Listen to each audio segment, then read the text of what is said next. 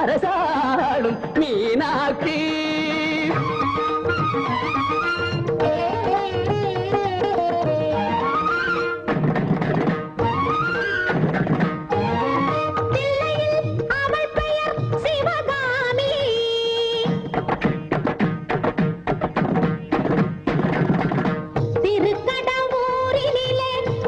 இந்த வீடியோ உங்களுக்கு பிடிச்சிருந்தா லைக் பண்ணுங்க, ஷேர் பண்ணுங்க, கமெண்ட் பண்ணுங்க, மறக்காம சப்ஸ்கிரைப்